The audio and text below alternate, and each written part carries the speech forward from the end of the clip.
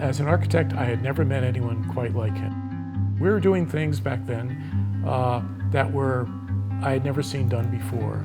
I was just enamored. It was the happiest place I think I could have ever worked at. Chris was different in that he had a sociology background. So a lot of the things he wanted to do in architecture were really I think he just wanted to do it for the good of mankind. I think the HMSA building, which was the first project I worked on with him, and I learned a lot about architecture on that project. And that building, even today, is functioning quite well. So I think this sustainability, or what we called energy efficiency back then, was not just to do an interesting building. It was really for the people that were going to be in the building. We had an opportunity to go to Antarctica, and I raised my hand. I said I'd like to go. And then the laboratory that we worked on in Antarctica, when I was down there a few years ago, it's the pride of that McMurdo Station in the National Science Foundation. I talked to scientists that work in it, and they said, this is the best laboratory. We just love it. Thank you. And a lot of that goes to thanks to Chris. Thanks to Chris, I've been working in Antarctica now for the National Science Foundation for the last 38 years. I've known Chris Smith for now 3 decades, and I have found him to be a truly unique architect, leader, person, friend, and after 3 decades, I still haven't figured him out. But he's also a very generous soul, a creative soul,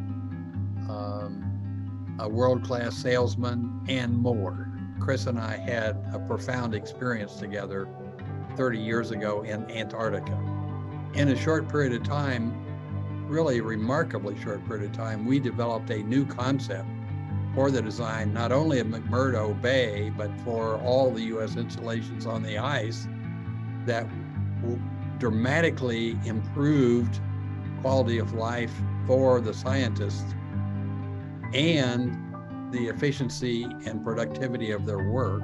I would say that experience in Antarctica with Chris and the rest of the team changed my perspective forever. And I came back, and I think everyone did, much more aware of the deep pattern science of climate change and the urgency for dealing with it, and the power of design as the most transformative tool in changing the outcome. You know, I want to say congratulations, Chris, for this recognition, which is totally deserved, and thank you for your leadership and your friendship. But I would say you've just begun. That there's a lot more to do, and who better to do it than you and your colleagues in Hawaii. He was a great guy to work with, and I think still is. Communicating with Chris was fun because there would be like a change of gears. He had a way of saying when we had a problem, he would talk about it a little bit, but he wouldn't overanalyze anything. He liked to get to the bottom line, and he was good with that. And every once in a while, he would say something like, "Jim, this is going to be simple. It's just like learning how to surf." Well, that didn't simplify things for me, but it did put things in perspective. And he was very good with a mature perspective, and yet keeping a lighthearted outlook. I don't think many people have the level of enthusiasm for the Institute that he has. He understands what it's all about, and what the value proposition is, and how the profession is becoming of increasing value. He's somebody who, I've mentioned that he's very generous. I've mentioned that he would remind us to keep it simple, that it was just like surfing, keep it simple. He was a team motivator, like a quarterback of the team. And with his perspective, which was lighthearted, but also it was mature in many ways. Sometimes it's in a kind of a fuzzy kind of way, but he really gets it. And this profession has a very good future, in my opinion, and it's buttressed by people like Chris Smith. I know Chris because I was his instructor years ago at Cal Poly. From a student to a friend to a fellow practitioner to an AIA board member to a long-term friendship.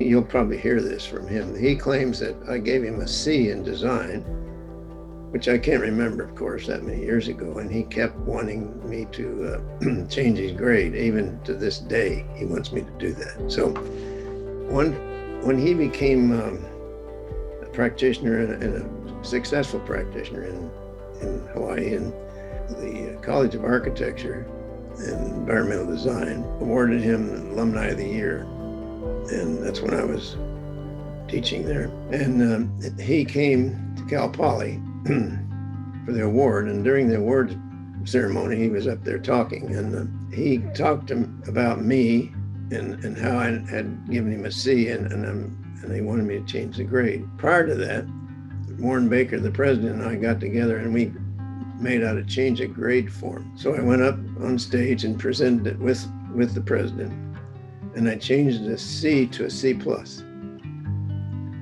So that was, it was a bona fide grade change. So it now stands at C+. I don't care what it was before that. If it was an A, it's now C+, so, in his records. Chris, I want to congratulate you on your Medal of Honor for the Hawaii chapter of the American Institute of Architects. And I'm quite proud of you for doing that, and a hearty congratulations. You well deserve it. Thank you for doing what you do and being a friend of mine.